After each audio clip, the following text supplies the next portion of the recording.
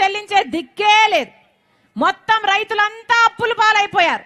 ఆత్మహత్యలు చేసుకుంటున్నా కూడా అసలు పట్టించుకునే దిక్కే లేకుండా పోయింది. ఇదేనా వ్యవసాయం అంటే? ఇప్పుడు వ్యవసాయం పండుగ కాదు, వ్యవసాయము దండగ అయిపోయింది. ఏం చెప్పాడు జగన్మోహన్ రెడ్డి గారు?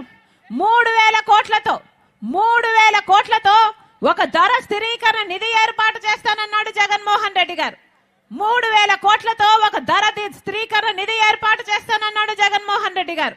దాంతో ఏ రైతు నష్టానికి అమ్ముకునే అవసరం లేకుండా 3,000 కోట్లు ప్రతి సంవత్సరం నేను పక్కన పెడతానన్న జగన్మోహన్ రెడ్డి గారు ఎన్నిసార్లు 3,000 కోట్లు రైతుల కోసం పక్కన పెట్టారు? ఉందా మద్దతు ధర? మరి ఎందుకు ఇవ్వలేదు మద్దతు ధర? ఇంకేం చెప్పాడు?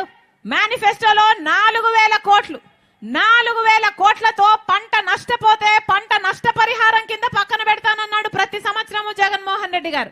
ఒక్క సంవత్సరమైనా పంట నష్టపోతే పంట నష్టపరిహారం ఇచ్చారా? ఏమన్నా ఇచ్చారా? ఇస్తే రైతులు ఎందుకు ఆత్మహత్యలు చేసుకుంటారు? ఇదేనా వ్యవసాయం అంటే? ఇంతమంది ఉన్నారు, అక్క చెల్లెలు ఇంతమంది ఉన్నారు. ఏమ్మా ఎలా ఉంది బ్రతకెట్లా ఉంది తల్లి? ఎలా ఉందమ్మా? రాజశేఖర రెడ్డి గారు ఉన్నప్పుడు రేషన్ సరుకులు 11 ఇచ్చాడు, అవునా?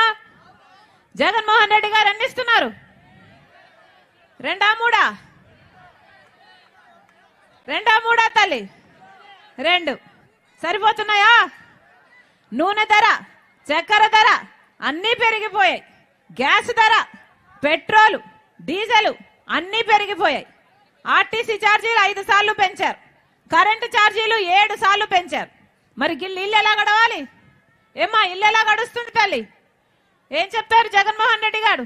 అమ్మ ఒడి పథకం కింద 15,000 చొప్పున ప్రతి మహిళకు 2 బిడ్డలకు ఇస్తానన్నారు కదా, వస్తున్నాయా? 30,000 వస్తుందా? ఒక్క బిడ్డకు వస్తుంది.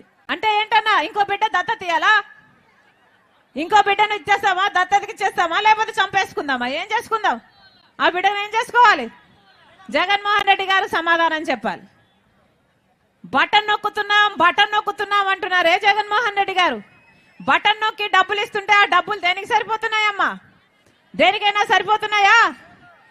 ఆఖరికి అన్ని ఖర్చులు పెరిగిపోయి మద్యం బాటలు కూడా పక్క రాష్ట్రంలో 60 రూపాయలు ఉంటాయి, ఇక్కడ ఎంత ఉందన్నా? 250. 250. ఆఖరికి అన్ని ధరలు పెంచేసి మనకి ఇస్తున్నదేమో ఇంత 15,000, తీసుకుంటున్నది ఎంత? 40,000. అంటే ఒక చేత్తో మట్టి కుండని ఇస్తున్నారు, ఇంకో చేత్తో వెండి కుండని తీసుకుంటున్నారు. బాగుందా? ఇది కదా జరుగుతున్నది. ఏం చెప్పారు జగన్మోహన్ రెడ్డి గారు? పూర్తి మద్యపాన నిషేధం చేస్తానని మీ అక్క చెల్లెలు అని తిరుగుంటూ చెప్పాడు కదా జగన్మోహన్ రెడ్డి గారు. ఇలాగే నేను కూడా బాయ్ క్యాంపెయిన్, బాయ్ బాబు క్యాంపెయిన్ నడుపుతూ నేను కూడా ఇలాగే మైకు పట్టుకొని జగన్మోహన్ రెడ్డి గారికి ఓట్లేయండి, పూర్తి మద్యపాన నిషేధం చేస్తాడు జగన్మోహన్ రెడ్డి గారు అని చెప్పిన దాన్ని నేనే. అయిందా అన్నా మద్యపాన నిషేధం? ఇప్పుడు మద్యపాన నిషేధం కాలేదు కదా, సర్కారే మద్యం అమ్ముతుంది. బయట వాళ్ళు ఎవరు అమ్మటం లేదు, స్వయంగా సర్కారే మద్యం అమ్ముతుంది. జగన్మోహన్ రెడ్డి గారే మద్యం అమ్ముతున్నారు. ఏమమ్ముతున్నారు? భూమట, స్పెషల్ స్టేటస్ అట, క్యాపిటల్ అట, డిఎస్సి అట. మొత్తం అన్నా జగన్మోహన్ రెడ్డి గారు వాగ్దానాలన్నీ ఎక్కడ నిలబెట్టుకున్నారయ్యా అంటే అదిగో మద్యం షాప్ లో నిలబెట్టుకున్నామన్నట్టుగా ఉంది. స్పెషల్ స్టేటస్ అక్కడే ఉంది, డిఎస్సి అక్కడే ఉంది, క్యాపిటల్ సిటీ అక్కడే ఉంది, అన్ని మద్యం షాపులోనే ఉన్నాయి. అంటే మత్తులో కళ్ళు మూసుకుంటే ఉన్నాయి తప్ప పట్టపగలు కళ్ళు తెరిచి చూస్తే ఏవీ లేవు, మొత్తం అంతా అదృశ్యమే. వాళ్ళు ఎవరు ఏది అమ్ముతే అదే కొనాలి, వాళ్ళు ఎంతకు అమ్ముతే అంతకే కొనాలి. ఎక్కడుంది పద్ధతి? ఉందా? ఒక పాడుందా దానికి? మన రాష్ట్రంలో నాసి రకం మందు తాగి 25% మంది ఎక్కువ ప్రజలు లివరు కిడ్నీలు చెడిపోయి మన రాష్ట్రంలో 25% పక్క రాష్ట్రాలతో పోలిస్తే ఎక్కువ మంది చచ్చిపోతున్నారు. పట్టించుకుంటున్నారా ఎవరైనా? ఒక హెల్త్ చెకప్ అయినా జరిగిందా? మద్యంలో హెల్త్ ఉందా లేదా అని ఎవడైనా చూసుకుంటున్నాడా? ఓన్లీ క్యాష్ అట కదా, నో డిజిటల్ పేమెంట్స్ అట, అవునా? ఓన్లీ క్యాష్ అట.